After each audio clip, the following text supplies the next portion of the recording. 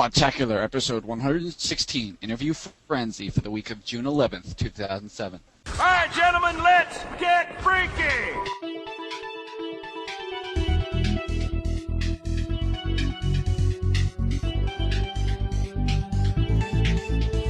What's up, everybody? Welcome back to another episode of Podtacular, the unofficial Halo Universe podcast. I'm Fumo Jive.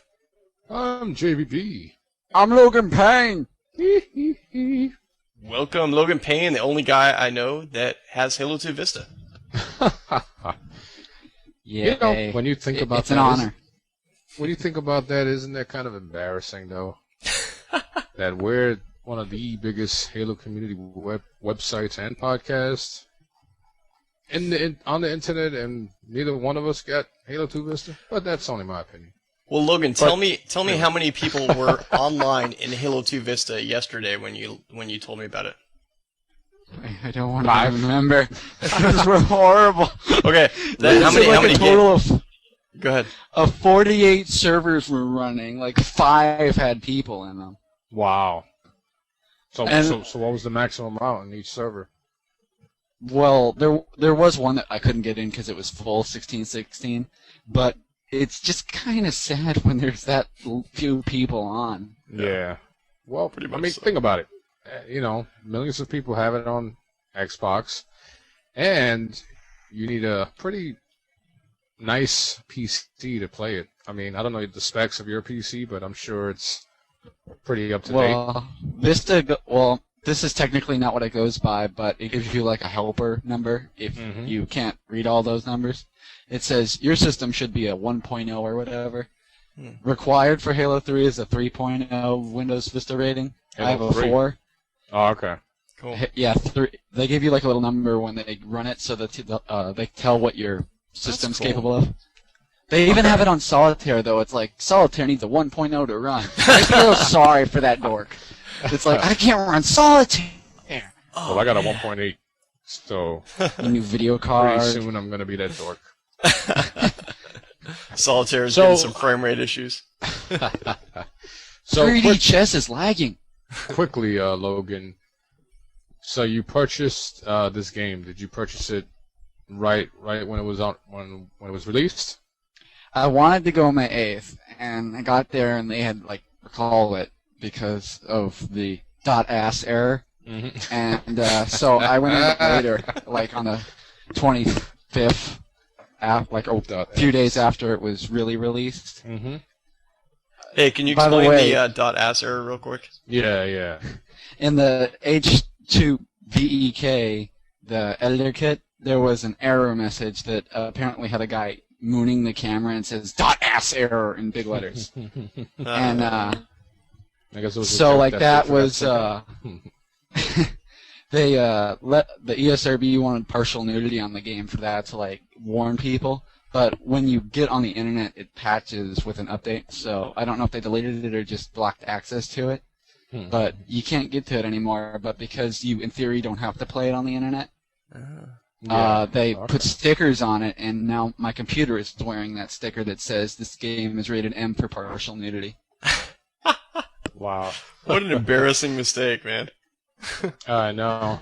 It's not exactly hot coffee, but I mean, it's still kind of embarrassing. It's the dork that got Halo 2 Vista delayed. Come on. He's got to be immortalized somewhere. Hey, so by the way, before we go any further, I just wanted to mention that this show is the Interview Frenzy show, where we're going to be talking with Logan Payne about Halo 2 Vista, the only guy I know that owns it, and we're also going to be talking about Tide the Leader, which is kind of an inside look at TideTheLeader.com, a Halo community that's one of the top Halo communities out there, and we're talking about their leadership, about kind of how they run things, and just kind of an inside look on the whole operation. So it's going to be cool. I got a variety of interviews from that, and you guys can check those out a little bit later on in the show. Absolutely. Yeah, so Logan, being the legendary Halo 2 Vista owner that you are,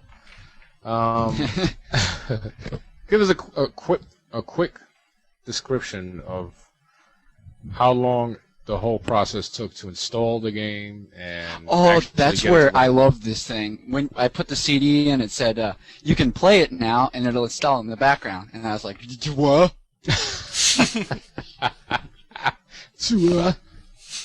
Yes, Just I what- did hear about that feature. That definitely kind of brings PC closer to the way consoles run. Back in Yeah. the days, that was the one downfall of PC gaming, was that you had to wait, for a long time for it to install. So that's nice. 25%. Man, I want to play. Let me go to sleep. So, Yeah. and then when you went on, did you go to multiplayer first, or you went to single player? I mean, I saw junk. Well, first they made me sign into live, but the first thing I played was the campaign because I saw the achievements that I could have gotten. So I went through on heroic and just played that again to see the experience. yeah, The funny thing that happened though was I turned it on a high and my maximum monitor resolution. I was like, yeah, this will run fine. Long. yeah. I had to turn it all down to minimum because my card ain't as great as I thought it was. But for like the one frame I did get of all the high quality, it looked really cool. It was a slideshow.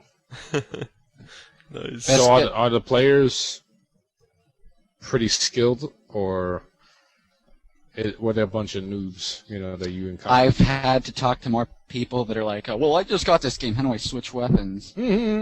But besides that, they catch on real fast. And the thing with the mouse is, if you have a gamer mouse or just any mouse with the high sensitivity, Yeah.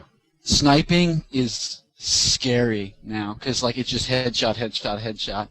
There's no Wow. reason to pick up a battle rifle if you've got a good mouse and hand. So Yeah, and there lies the reason why we're not playing against them on the 360 right now. Yeah, really.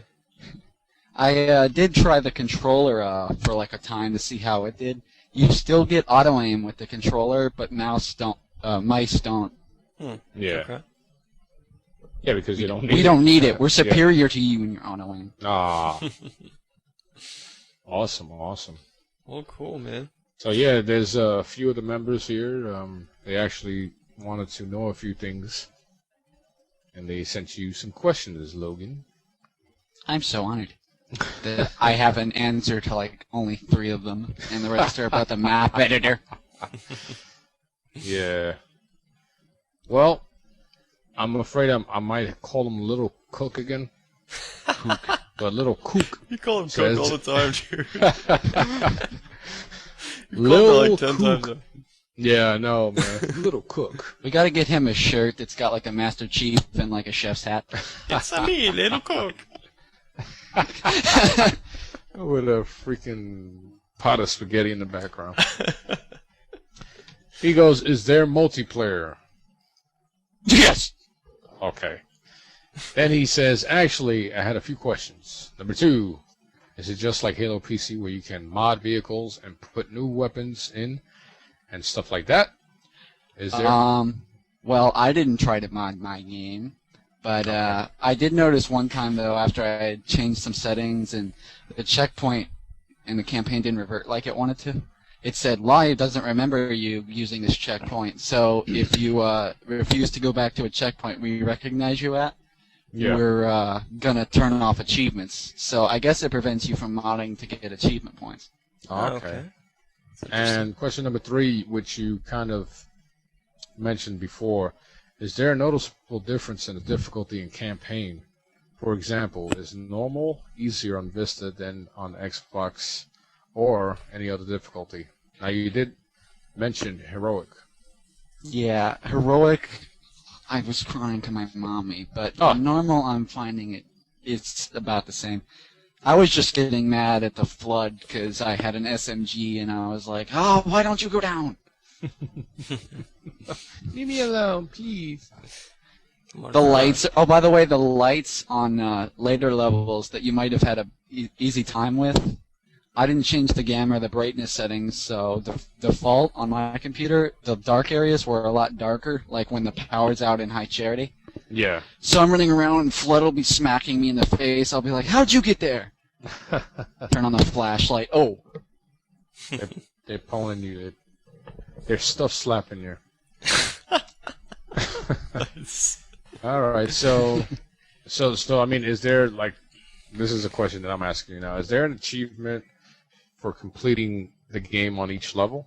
Like, There's on you get easy? if you beat the map, I think, period, or maybe it doesn't work on easy. You get one for every level, and then when you beat the campaign on a consistent difficulty, like if you beat it all on normal, there's none for there's not an achievement for beating it on easy. But at normal you get 100, but if you beat it on heroic, you get the 50 for the heroic achievement and the 100 for the normal, and another 50 for beating legendary. So it comes out to a total of 200 if you beat legendary. Wow. Okay. Plus the level things, which are 30 per level. So So it sounds like you got some easy achievement points there. very easy. Oh yeah, I'm reading them now. You cannot get a single gamer point for playing it on easy, not even the levels. Oh, okay, cool. So it's not like you're always going to get them. Yeah, you were telling me you were on midship, and you came out of one multiplayer game, and you got 4 achievements on one game. The multiplayer achievements are so funny, because like I'll be like, stick somebody in the face. You got an achievement unlocked. I'll blow up a banshee. Achievement unlocked. Double kill. Achievement unlocked. Triple kill. Achievement unlocked. God! Wow. I'm an achievement junkie. Cheap plug. The only ones that like didn't reward me well were like the where you stick somebody. That was only 5 gamers score, but one for kill an opponent that has the ninja achievement, 20 points. Kill the sword carrier after they kill 5 people, 20 points. Dang. Wow. That's pretty cool. Hey, Cool. tell us a little bit about how multiplayer works. I understand there's more of kind of a PC-oriented like server architecture where it's not so much with like automatic matchmaking and custom games and stuff, but it's more of like a server client situation. Yeah, there's a server browser now, and basically custom games are not really custom games anymore. It's just custom settings, and you look for a server with those custom settings. Like, for example, play with only gold-only players, or do you want to play on Zanzibar only, or whatever. So, can you party up with people and search games? You can join the same server, but I don't think there's a server hopping method because they're not really uniform. Oh, okay. Wow. Interesting. So you said gold only. Now there's a differentiation between gold and silver Xbox Live accounts? Yeah. Yeah, I remember that now. Silver you get free because they don't want to get 1,000 screaming PC gamers that have to pay to play their PC games now. So they realized that would be bad. They made everybody can get a silver account. They can use all the, I think, friends list functions of Live, and they get a little gamer card and everything, but they can't use that one to play on a 360, I think, unless you're using the same thing for silver. Okay. But if you wanted to, like, say, use Shadowrun to play cross-platform, gold is what you need. So you can play silver against other PC players, but not against other Xbox players, right? You need gold to play against Xbox.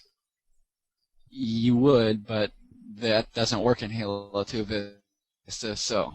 Right, but I mean on I don't even know why that thing's there. Shadowrun, for instance, yeah. Because you're then adding stress to the Xbox Live end of the deal. Mm-hmm. Oh, okay. So, pay up!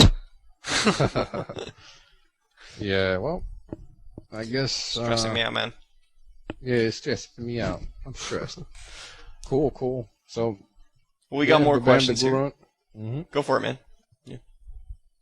Me? Okay. Well, the Bam the Grunt says, what is the online like in Halo 2 Vista? Does it feel the same to Halo PC? Well, you kind of answered that one. Well, as a port, Halo 2 Vista is a lot better than Halo PC. Oh, that's good.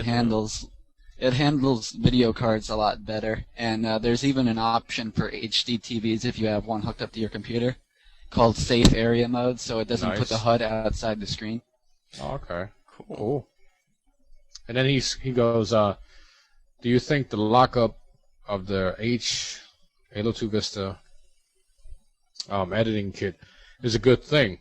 Sure, it will kill the off-true custom content, but it will stop noobs from making lame maps with nothing but nukes. But it comes off as a easy way. It comes off as being easy by locking off the truly fun stuff. I think it's a map editor, not a game maker. So they kind of felt the need to lock it down. What do you mean by locking it allow down? You to, Yeah, well, I was about to say the same thing by locking down. Exactly well, what in you guys Halo said. CE, you could. I remember playing a map that looked like New Mombasa, and they had the battle rifle and stuff. And there was even a map where they had turned the Banshee's model into one of those drop ships from Halo 1 that they escaped in. And you're flying this thing around with like 5 people in the background. And it says, press E to get into string entry here.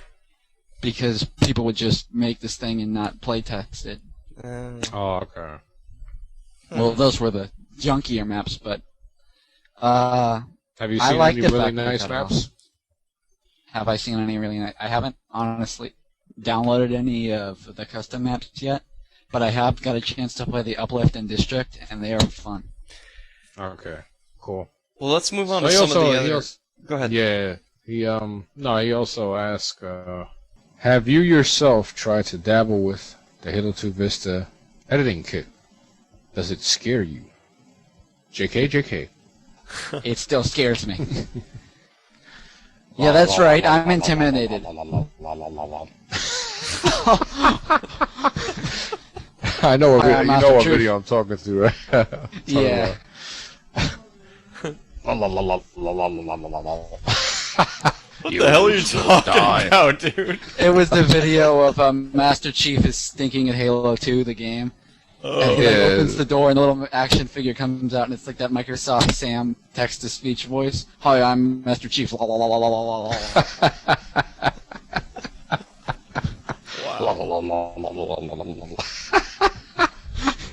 This is the suck sword.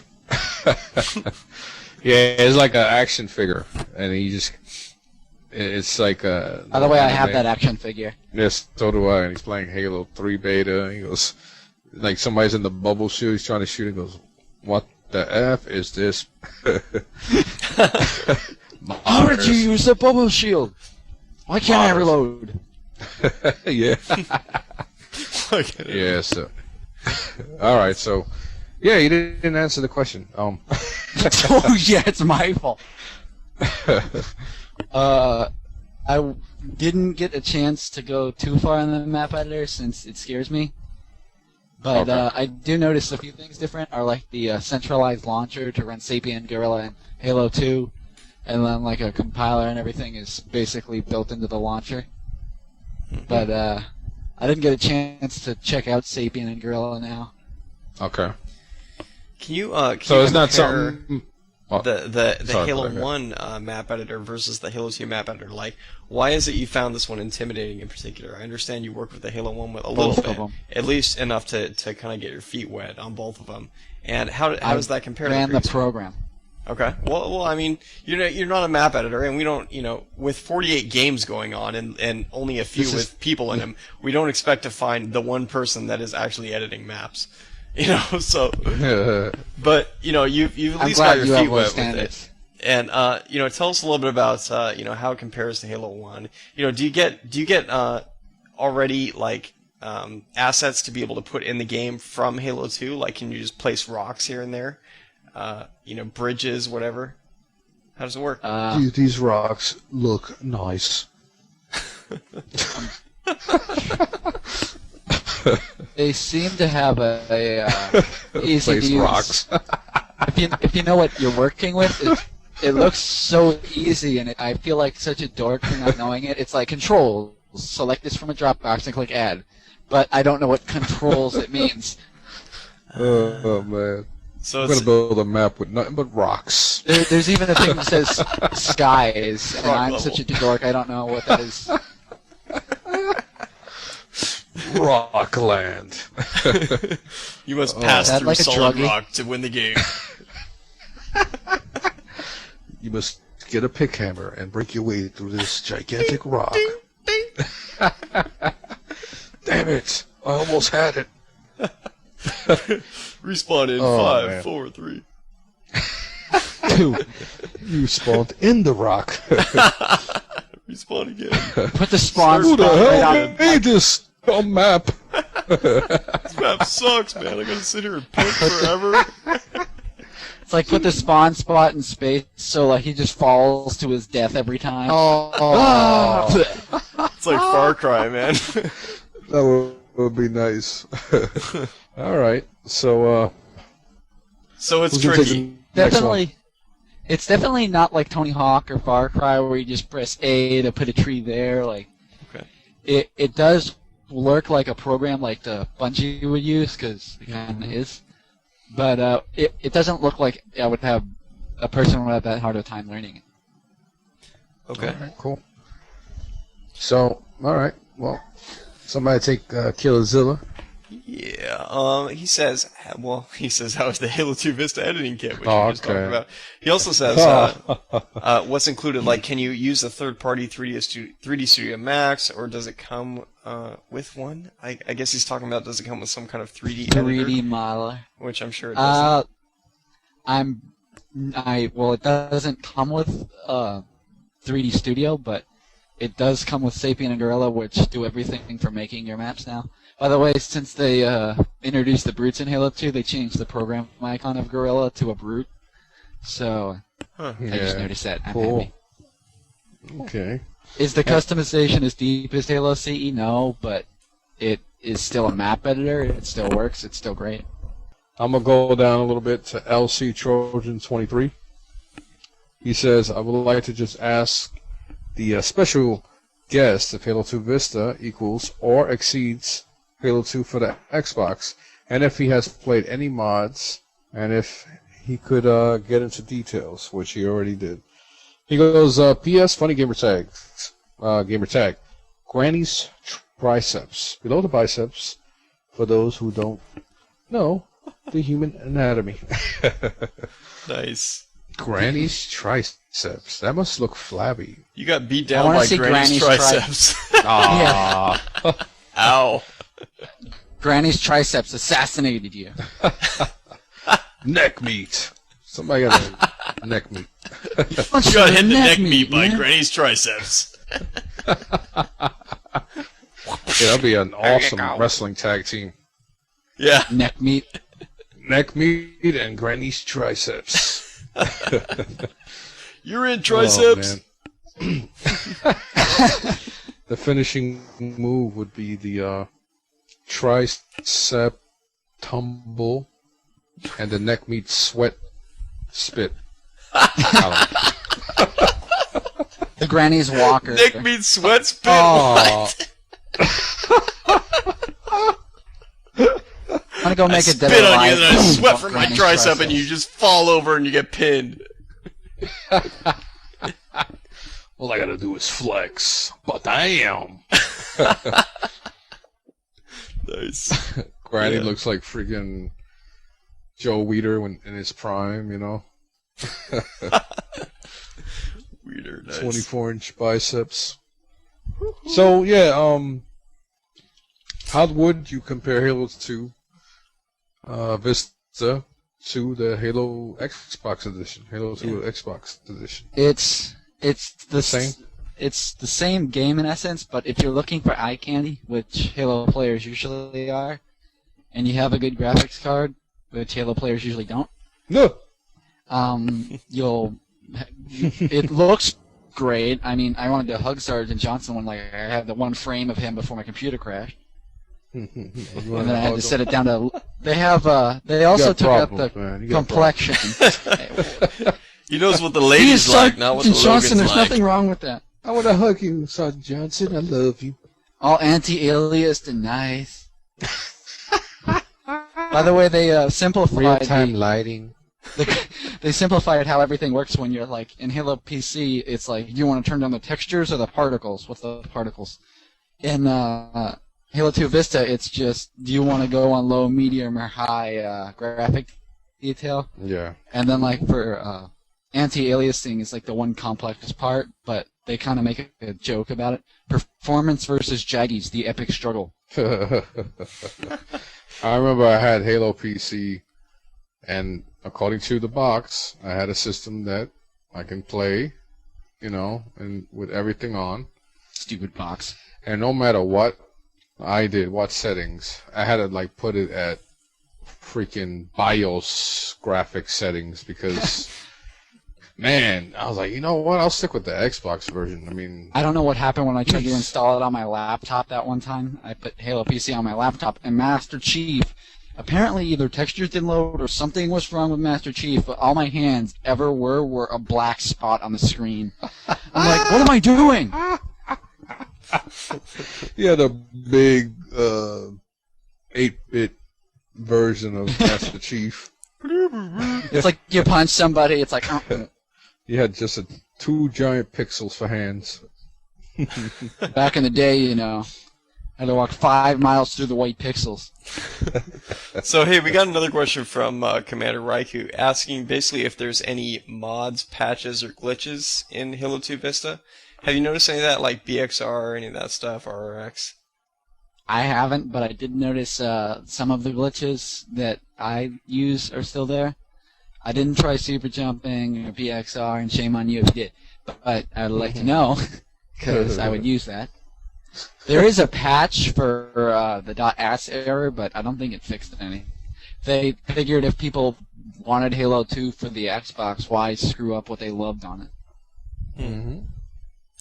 Well, is it worth the money, in your opinion? Well, when I looked at it as buying Halo 2 Legendary Edition. I would still be under $100, and I'd have 2 games. But it's. Do you want to play the same game again for those achievement points and maybe like a multiplayer fun time, which is what you're getting anyway on the Xbox if you have Live.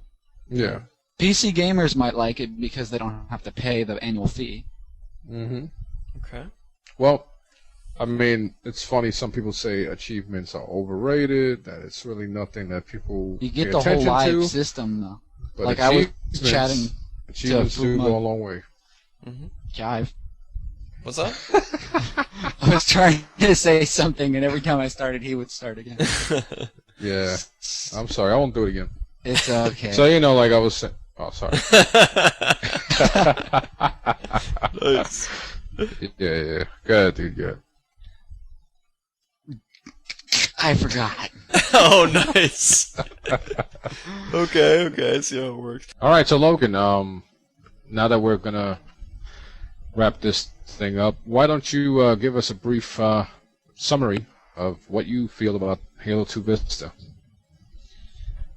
I feel it's a game to recommend to people that are A, PC gamers who love Halo, and B, people who want to see Halo 2 the best it can be, or just maybe want to get that achievement point because they played so much Halo 2.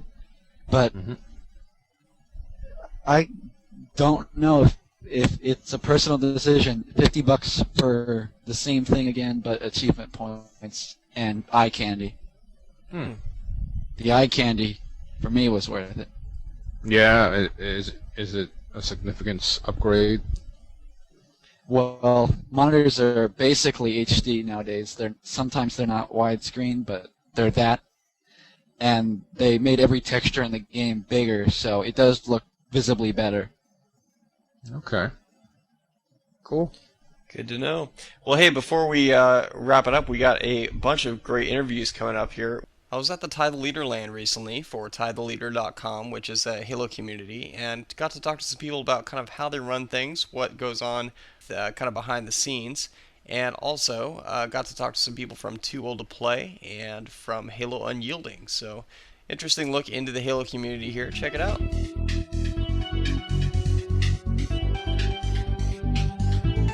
Well, hey, Fumo Jive here with Zerkstige. Welcome, man. Hey, tell us a little bit about what you do in the Halo community and, a little bit about your community in general.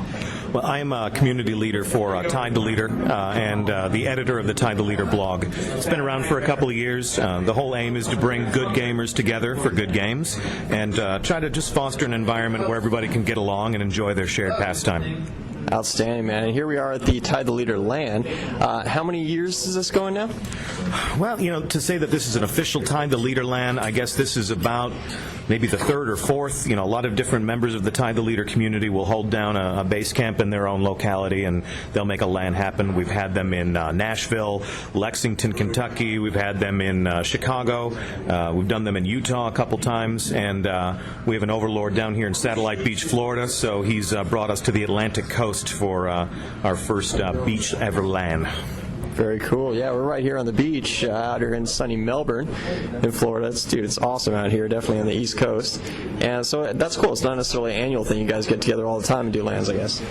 Yeah, we do. It's really, it's a matter of attention span and resources. We need somebody to kind of decide to produce that event in their own place, and, they'll be responsible for finding the right venue, gathering together cash from people in the community so we can reserve some space and, rent whatever equipment we might need. And, it's a lot of effort, but, in the end, the payoff is considerable because we all get together and, get to extend some of those friendships beyond, Xbox Live or our virtual interactions and, form some lasting face-to-face friendships. Outstanding. Hey, speaking of LANs, this is kind of on the spot, but I know a lot of people that have tried to set up LANs for different communities and have failed in some way or another. Can you kind of give any pointers on good ways to successfully set up a LAN and make it happen? LANs are definitely a hard thing to produce because there really is no perfect model for how a LAN should work. The two biggest problems are always space and equipment. Where are you going to do that LAN, and how are you going to gather together everything you need? There's always that moment of terror when you're trying to network your projectors and you're trying to make all the boxes work together. Really everyone that comes to a LAN kind of has to bring some of their own equipment. It's kind of a button soup business model where everybody brings something and they all kind of throw it into the mix. I think getting some money up front, getting people to enroll and buy a ticket in a LAN is something that's worked well for us because then we have the funds that we need to buy that last minute switch, buy that last minute hub, or rent this projection screen that we're using to play the Halo 3 beta. It's like throwing your own event, and you should approach it with as much organization and as much seriousness as you can, just to sort of ensure that quality experience for all the people who want to come.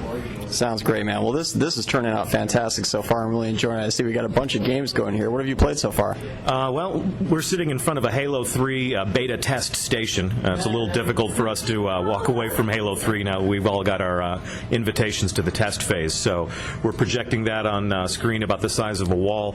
Looks like a big Gears of War tournament just finished, and of course we'll be dusting off Halo 2 later on during the weekend, and we'll have a tournament with some prizes. And there's been some Guitar Hero going on. I personally do not play Guitar Hero, and I disavow it completely. But it's hip with the kids, and the ladies love it, so we let them rock the house. It provides us our own little soundtrack too, so it's nice for the background. Very cool. Yeah, that's my first chance to be able to play Guitar Hero, man. That's a fun game, definitely. Hey, speaking of Halo 3 beta, we were talking about just a minute ago. What kind of things get you most excited about Halo 3 with the beta, or just with the game in general, seeing a lot of the different stuff with it? What gets you most turned on about the game? I think. What the most interesting thing about the Halo 3 beta could be an entire interview in and of itself. Really, I like the fact that the matchmaking system is where it was for Halo 2. I like the fact that we can pull our own people into our lobbies and create our own teams, and then go out and meet other people who may or may not be formed up into their own teams. We're sort of aware of the fact that we have a good solid team coming into the Halo 3 beta and into Halo 3 when it launches. People would tell us that gives us an unfair advantage, but we've worked at it, maybe as much as someone else has worked at, perfecting their sniping skills. My sniper skills are far from perfect and will always be far from perfect. But my ability to bring people together to form up a good team is what I'm really most interested in. And that's why the gunslingers love to play together. That's why we got on airplanes to come down to Florida. Bungie has built games that enable us to build teams and coordinate teams and play games as teams. While we dabble in Gears of War or other titles like that, we've really never found the same type of of camaraderie playing a game together as a unit. As far as the game itself and what they've built, I love driving the Warthog. Anybody who plays with me or games with me often knows that about me. The thing is a beast, and I can't stay away from it. I adore it. Even though there's a million ways to counter it, it's the first thing I always run to. And can't wait until September 25th, and we're all going to be in line at midnight. So definitely, man, we all are. Hey, you were mentioning about the community and the thing you got going. Just as a group with Tide the Leader, you guys are a real tight team. Can you give some advice to people that are wanting to strengthen their communities or to build their own Halo community, as far as how to keep it cohesive, how to keep it together, and just how to get the right people together to do that? I think respect is the most important component of any team. There are going to be people on your team who are, not as good as other people on the team, but, working with those people and helping them to develop their skills or their communication, really. Out of respect comes communication, comes trust, comes, all of the things that will make the weakest link in the chain a little bit stronger. We set up an interactive forum where all of our team members can get together. They can discuss offense, they can discuss defense, they can discuss vehicular strategies. We give the snipers a place to hang out, but really no one tells a sniper what to do, right? But I think communication is the best thing that Halo on Xbox Live enables. It's that team chat. It's that ability to work together and have a common goal and work together to improvise and adapt when the game doesn't go the way you want it to, and it never really does. We try, the overlords at Tide the Leader try to treat every single gunslinger like one of our clients. We're there to ensure that they have a good experience, and if people aren't having fun gaming at Tide the Leader, they're supposed to come and talk to us, first and foremost, about that. We take that very seriously. So if being an overlord is an ego trip for somebody, you're not going to get paid very good dividends out of that. You have to think of your team as somebody that you're providing a service for, because they can go and they can play on anyone else's team that they want to. If they're old enough and if they're cool enough, they can come and they can apply and be a member of our team. And you're competing with that if you want to start your own gaming community. So, you have to think of these people as people that you're catering to instead of the other way around. That's what's worked for us. Very cool. Good advice. Whether it be for a large community that people are trying to set up or strengthen, or whether it be for even a 4-person team or a clan, talking about being able to strengthen a community and get together. And I think Halo 3 goes a long way towards that as well, with a lot of the additions to, being able to party up, being able to, work with your friends more easily, and really requiring a lot more teamwork, I think, even more so than Halo 2. What do you think about that? I think Halo 3 does a great job of building on the foundation that Halo 2 created for teamwork. As far as whether or not we get a clan system for Halo 3, we're all kind of holding our breath for that announcement, that little tidbit of news. We like having that extra friends list. We use it to kind of coordinate who we're playing with, and also just to kind of serve as a public record for who is on our team, and who we should be held accountable for, and how they're behaving when they're playing online. I really don't know what else Halo 3 will be doing.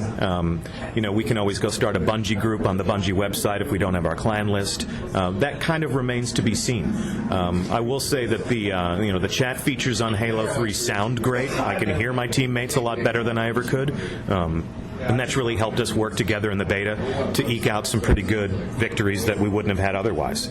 I wouldn't be playing as much video games as I did if I didn't feel like it was a social pastime. And as long as Bungie continues to cater to that, they'll be my favorite development house.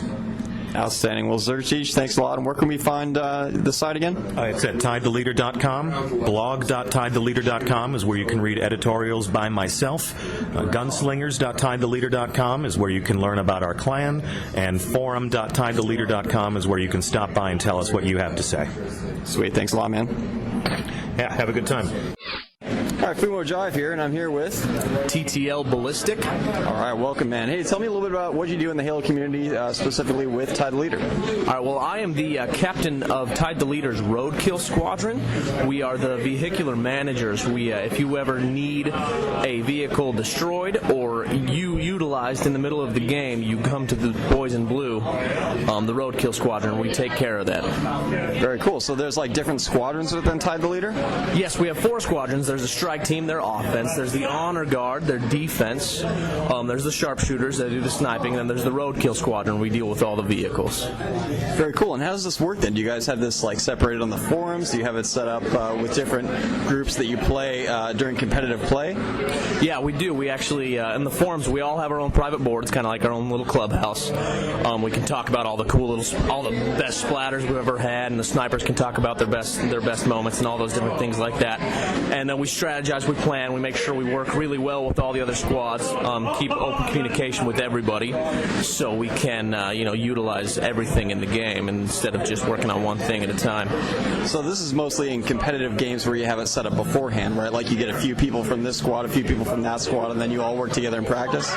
Yeah, that is a huge thing for our challenges. Absolutely, we want to make sure we have a good mix of all the 4 squads into one challenge. But it's also really good since all of our squads are color coded, like the roadkill squadron all wears blue. When we go into just a big team battle and when we're loading up, and instead of like everybody's arguing over what they want to do, you see somebody wearing blue, and you know they're going to be taking the warthog, and you don't have to worry about it. You don't have to ask anybody. You don't have to call it out really, because you know what they're going to be doing.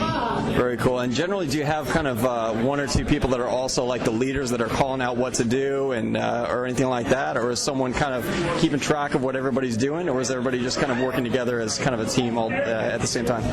Well, that varies game to game. Some people really take charge, some people don't. It's just really hard to get everything together sometimes, but that is the ultimate goal, yes, is everybody managing it. There's also a nice thing about having all the squads, is you don't need one person or two people to take care of everything, because you know that one squad is going to be doing what they're supposed to be doing. So you don't have to deal with worrying about the offense, because you know the strike team's taking care of it.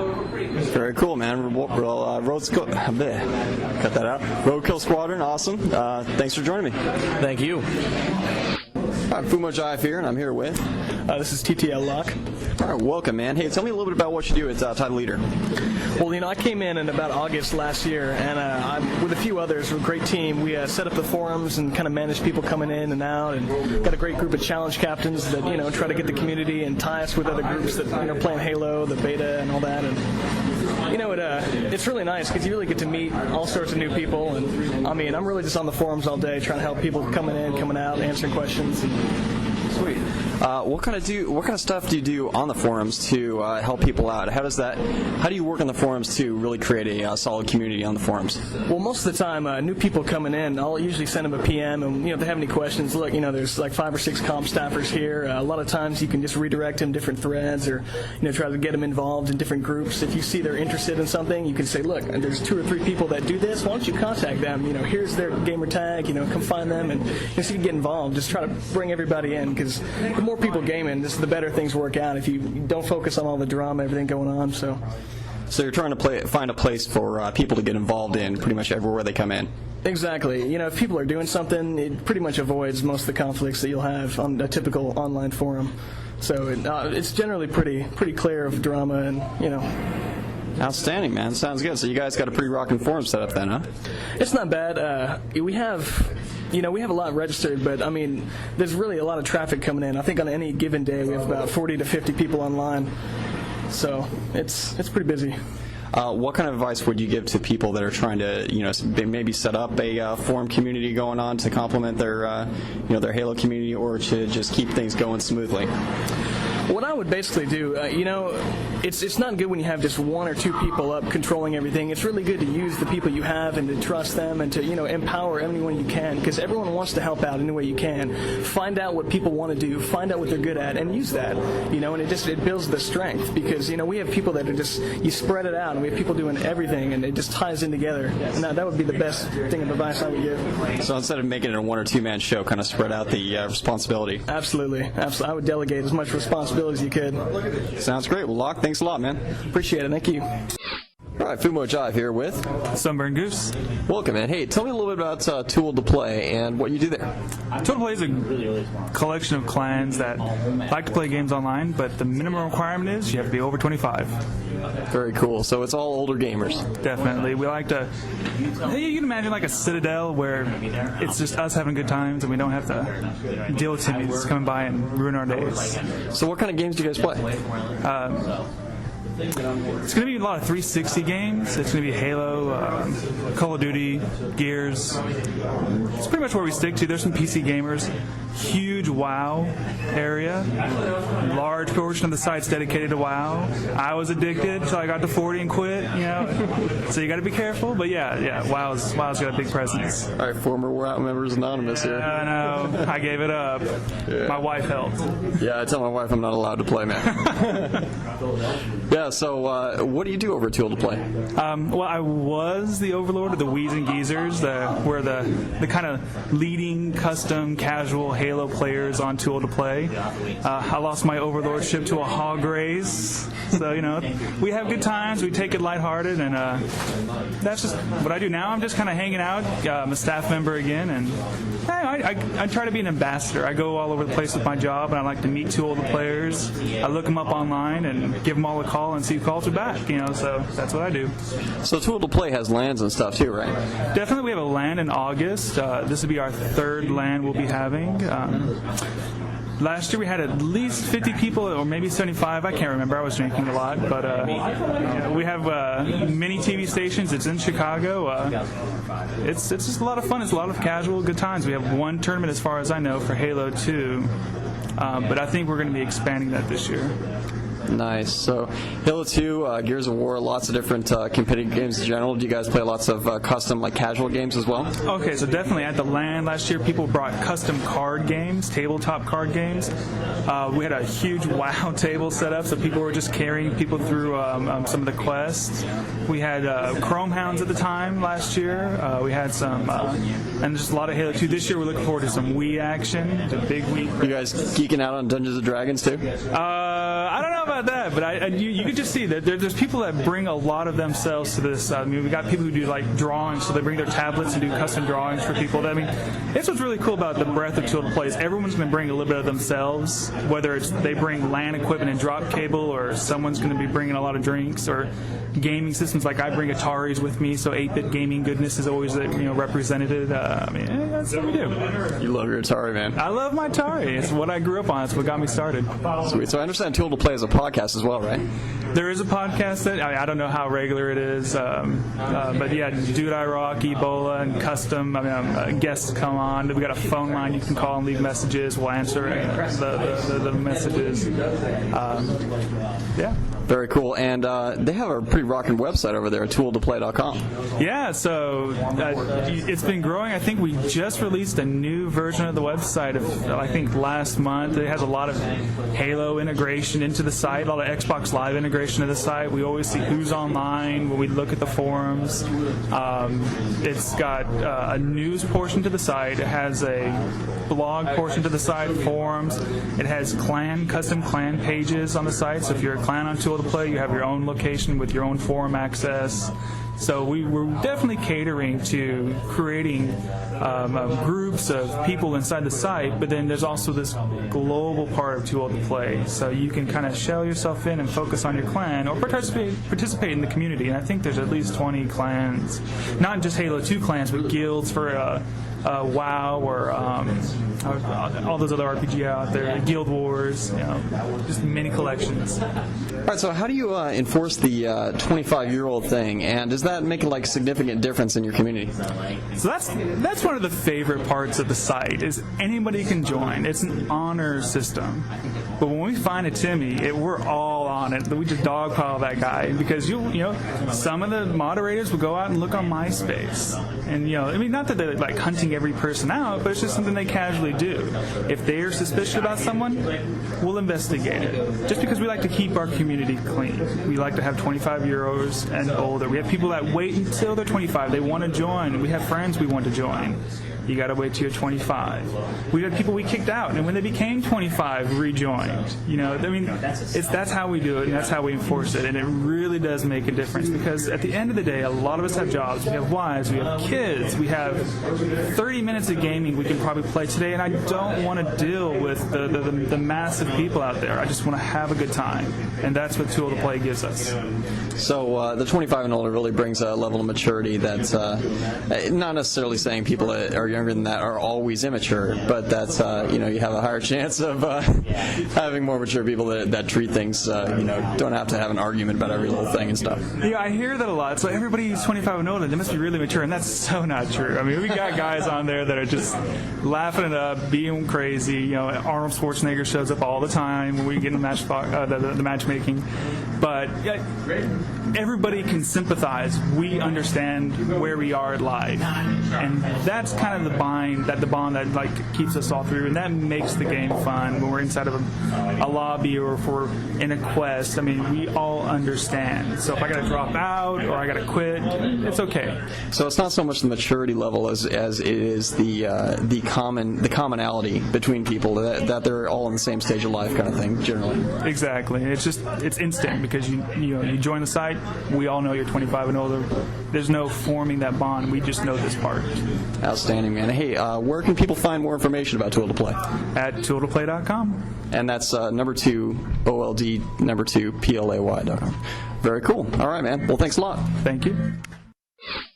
Well, it's Fumo Jive, and I'm here with TTL Suicide. Right on, man. Hey, can you tell us a little bit about how you got into the Halo community and kind of what you do? Well, I saw Deej put out a call to arms when the Tide Leader clan was forming, and I put in my application, and after a few games, he invited me in. And now I'm in charge of personnel and recruiting at TTL. Very cool. So there's kind of an application process to get into Tide the Leader. Yeah, we like to screen people just to make sure that they fit the atmosphere that we have going at Tide the Leader, and they just fit the community. Very cool. Sounds good. So we're here playing lots of Halo 3 and other games. What kind of games have you been playing so far here at the LAN? Mainly Halo 2 custom games, and then we have the beta going at all times. And it's fun to pop on that every now and then. Sweet. Sounds good. Hey, tell us a little bit about some of the things you're most excited about with Halo 3. I love all the new vehicles. Driving around is one of the best things to do in Halo 3 matchmaking. So I can't wait to see what the Gauss Hog's going to look like if the Chain Hog is this much more powerful. Yeah, I heard actually that the Gauss may be able to detach from some of the standalone weapons as far as like on a tripod. Did you hear anything about that? I haven't heard about that, but that sounds very impressive because I love the turrets. They're real fun. The missile pod's great. Sweet. What do you think about the new lock-on capability, the missile pod and everything, and then the separation between that, Spartan laser, just the differentiation between how the vehicle counters are handled? I like it because it makes it, there's a lot more stuff that can go on when you get in a vehicle, and it's not just, you got to watch out for the rocket launcher. Now you got like 6 different weapons that can stop you really quick, so it's real cool to see all that. Awesome, man. Well, thanks a lot. Thank you. All right, well, Fumo Jive here with Quick Thinker. All right, welcome, man. Tell me what you do with Halo Unyielding in that business. Well, Halo Unyielding is basically a Halo machinima sort of melded with 3D animation. We got some 3D skins and some textures, and we put them together to make them look like Pillar of Autumn and Emberclad, and some original ships that we created ourselves. Kind of melded it together with some in-game photographs and imagery, and kind of created a story around that. The basic philosophy of Halo Unyielding, which is created by Laird, was that he wanted to let Bungie know that if a bunch of schmucks with some basic hardware could create some pretty interesting 3D space battles, that Bungie should give us a little more in the next Halo game. Very cool, man. I understand Halo Unyielding 1 has come out, and you're working on a sequel, right? Or you and Laird are. Right. Halo Unyielding 1 is available at www.haloUnyielding.com, and you can see that. Additionally, there's a Halo Unyielding 2 trailer there, which will give you some idea of what's to come in Halo Unyielding Part 2. But essentially, we've taken what was a very minor sort of story in Halo Unyielding Part 1 that it didn't really have much to say. It was just there so we could show what we could do, and moved into Halo Unyielding Part 2, which is going to explain the backstory that took place in Part 1 and have a much more complex narrative than the first part. There'll be characters with names and people that you'll be able to identify with. We've got some very, very interesting on-the-ground ODST kind of stuff that's going to appear on Coagulation and some of the other familiar places. We've created several brand new ships that don't really exist in the Halo universe, specifically for Unyielding, and I think people will enjoy that. We've tried to keep these ships in the vein of the Halo universe, in that they're basically the same sort of art and the same sort of design, but so they should be familiar to people who view them, but they're not exactly going to be Bungie proprietary, equipment there. Very cool. So I understand you're working on the next version real heavy right now, and it's going to be out real shortly, right? We actually debuted a very rough version at CanWest. Laird ran that whole thing, and he had some people from Red vs. Blue there. What's CanWest? CanWest was a Red vs. Blue, or Rooster Teeth Productions event where folks from Red vs. Blue showed up, and they basically had like a fan event where they showed Machinima and some other things, and had some signing with the lady who plays Tex, and I think some of the other guys were there as well. So you're working on, you had a rough showing there. You're working on a lot of additional work from that to really make it real polished, right? Well, that's basically where we're at right now, is some of the final editing, polishing, and background music. A very nice lady named Elnea is doing our entire musical score. A guy named Tom is TM Riddle, or Paladin, is doing the entire editing process in various editing programs. And we showed a very, very rough version in CanWest, and right now we're focusing on getting it all together. I mean, all the assets are there at this point. It's just a matter of getting it together and get it packaged for a complete deal. Awesome, man. Well, looking forward to seeing the final version there of Halo Unyielding 2. Sometime in early to mid-June, you should be able to get it at unyielding.com. Sweet. Well, thanks, man. Thank you. Fumo Jive here with DTS Wheels. All right, welcome, man. Hey, tell me a little bit about what you do at Tide the Leader. I understand you guys run a foundation here. That is correct. We do. We've got a foundation. It's called the Tide the Leader Foundation for wounded veterans coming out of Iran and Afghanistan. And basically, it's a charitable organization that we put together that actually has money that we send money to, like these private organizations, like Azalea Charities and Freedom's Not Free. These different types of private charities, and we feel pretty confident that they're going to actually put the majority of the money toward the wounded veterans instead of some like government organization where there's a lot of overhead and a lot of the funds, maybe less than 50% of the funds will actually get to the wounded veterans. So we've chosen the private route, and it seems to be working out really well. We've just made our first donation to Azalea Charities, and that was pretty exciting. I mean, it's really cool to kind of see how people respond and how it's kind of taken off with very little effort on our part. All we've done really is just kind of made an announcement and pointed people in the right direction, and people just from an altruistic standpoint just went out there and just made the donation. It's really exciting to see that type of the response. So. That's great, man. I just think it's really cool that Halo fans are getting together and making a charitable thing happen. For people that really need it like this. It's outstanding. Yeah, it's really cool. One of the things that we love is that the TTL has a lot of really good people in it. I mean, really charitable people, I guess you could say, but people who just are just happy, like to be around a lot of happy people and just nice people. You don't have that many people. Well, we don't have any people in our clan. We make sure of that who run around and just make the gaming experience bad. We don't have that here, and that has kind of attracted like-minded individuals who want to have a positive gaming experience, and that's kind of what we have in our clan right now, and it's a really good thing. It's just, you are going to be it's like my mom said, you want to find out what you're going to be like or what a person's like, look at their friends. And I'm really proud to say that this organization, if I'm anything like half of these people in here, man, hey, there's a smile on my face. So very cool. Hey, tell me a little bit about I understand that you were in the military in the past and that you went to seminary, right? Can you tell us a little bit about your background? Yeah, I was in the Navy for 8 years. I spent about 1.5 years up at Washington D.C.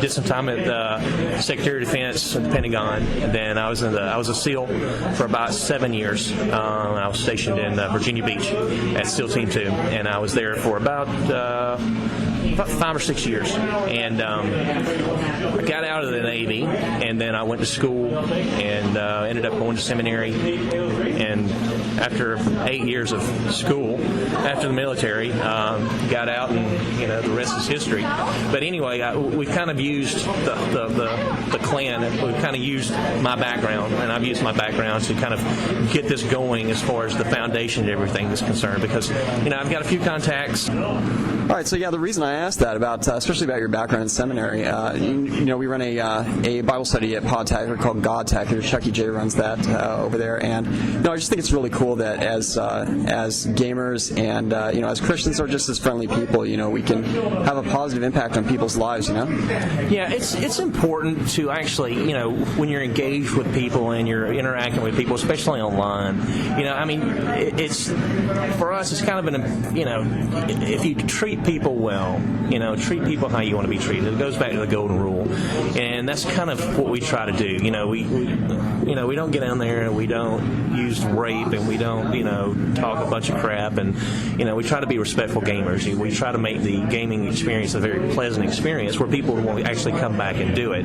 It's sad because I've spoken to too many people, and myself included, where I've been completely turned off by gaming because of some of the people I've met, and especially on top, compounded by a bad day. When you come in after a bad day and you get engaged with some of these people, they're just you just don't even want to do it anymore. And we try to stay really cognizant of the effect that you kind of have on people when you're playing them, because you don't know who you're playing. You don't know what kind of day this person's having. And when we play, we play normally, but it's in such a manner that it's respectful, and at least we try. We try, and it's very, we find it a very important part of what we do. Awesome, man. Well, hey, thanks for coming on. Appreciate it. Hey, man, anytime. Thanks.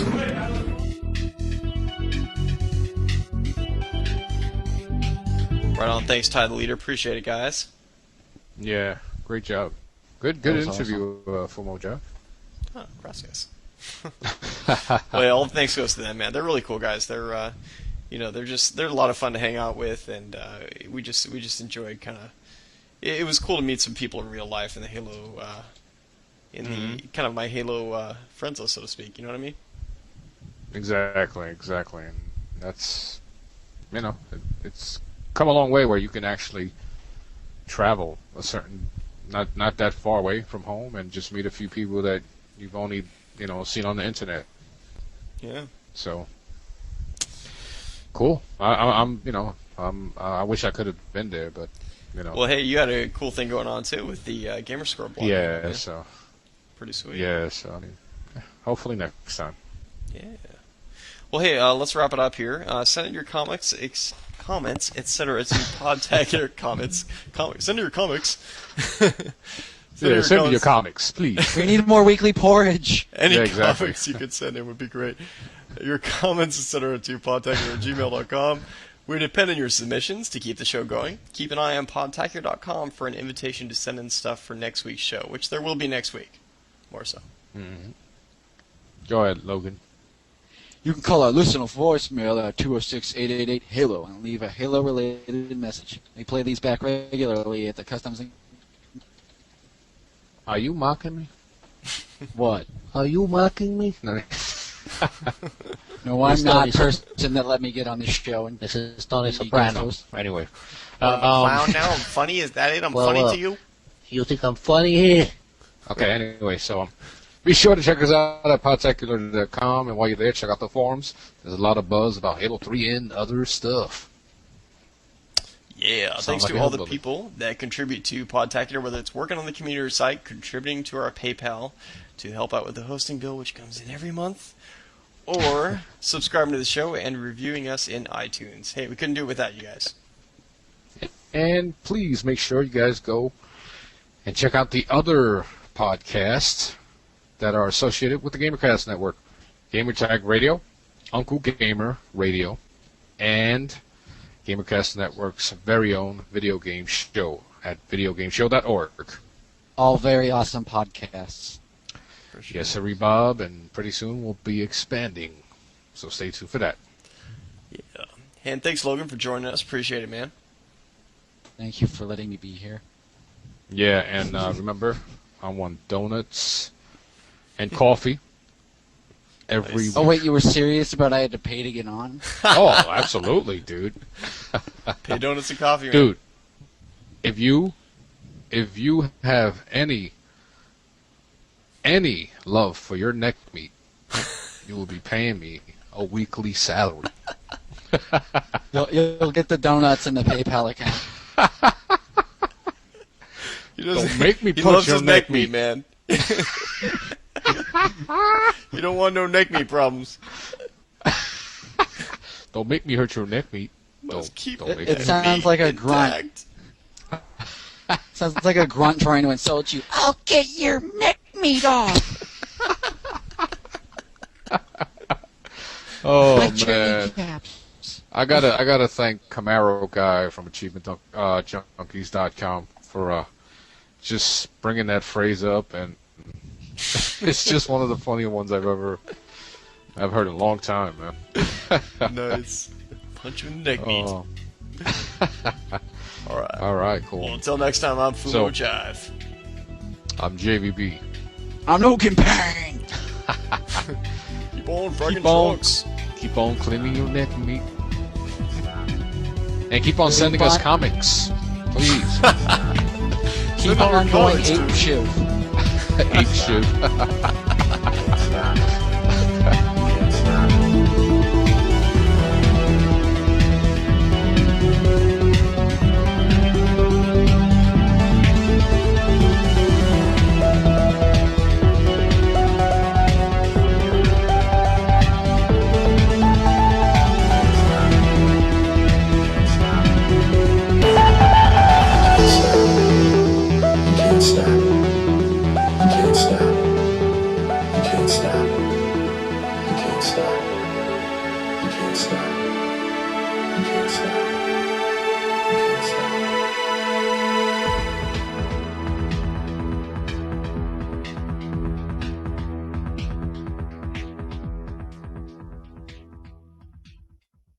There's only one thing left to say.